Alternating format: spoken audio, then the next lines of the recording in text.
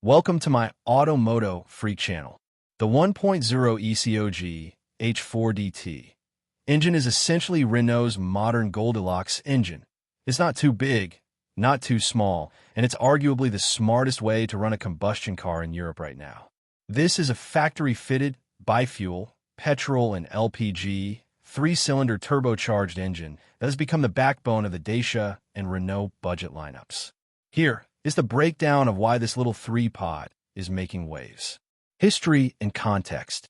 The H4DT, marketed as the 1.0 TCE or ECOG, was introduced around 2019 and 2020 to replace the aging 0.9 TCE, H4BT.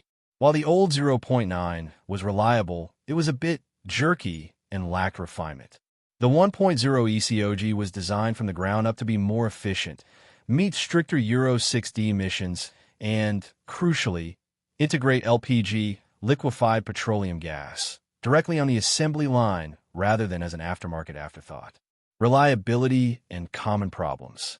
Generally, this is considered a highly reliable engine because it uses multi-point injection, MPI, rather than direct injection. It avoids the carbon buildup on intake valves that plagues many modern turbo engines. The LPG pressure sensor. This is the most common gremlin. Early units often saw the LPG system switch back to petrol unexpectedly. Usually, a sensor replacement or a software update fixes it. Wastegate rattle. Some owners report a metallic rattling sound from the turbocharger's wastegate. It's usually cosmetic and auditory rather than a mechanical failure, but it can be annoying. Software bugs, occasional check injection or check anti-pollution, lights that disappear after a restart. Most of these were ironed out in 2022 to 2023 firmware updates. Three-cylinder vibration, not a fault per se, but at idle, you will feel that classic thrum. It's less refined than a four-cylinder, but better than the old 0.9. Pros and cons. The pros. Insane economy.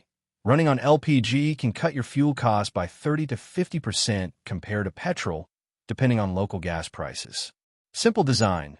No direct injection and no expensive particulate filter, GPF, issues on many earlier versions, though some newer ones have them. Factory warranty. Since the LPG system is factory installed, it is covered by the full manufacturer warranty.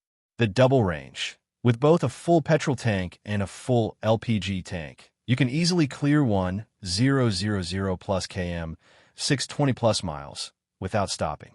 The cons. Weight. Carrying two fuel systems adds a bit of weight. Parking restrictions. Some older underground parking garages in Europe still technically restrict LPG vehicles, though this is becoming rare. Spare tire loss. The LPG tank usually sits where the spare tire would go, meaning you're stuck with a repair kit.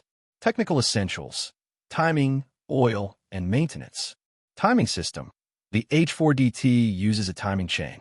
Unlike a belt, this is designed to last the lifetime of the engine, provided you don't skip oil changes.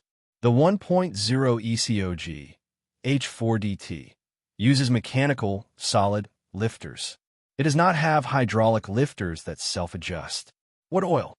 It typically requires RN17 specification oil, usually 5W30. Always check your specific VIN, as some newer Euro 7-ready versions might nudge towards 0W20. Fuel consumption, asterisk on petrol, roughly 5.5 to 6.5 liters per 100 kilometers, 43 to 51 miles per gallon. On LPG, roughly 7.0 to 8.5 liters per 100 kilometers, 33 to 40 miles per gallon. Note, LPG is less energy dense, so you use about 20% more volume, but the cost per liter is much lower. In which cars is it installed? You'll find this engine under the hood of the Value Kings. Dacia, Sandero, Stepway, Logan, Duster, and the Jogger. Renault, Clio V, and Captur 2. The verdict. Is it worth it? If you're looking for a performance engine, look elsewhere. This is a tool, not a toy.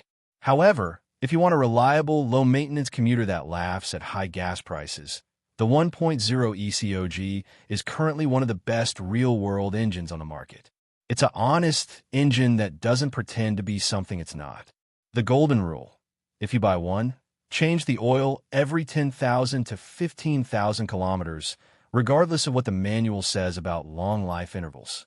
Your timing chain will thank you.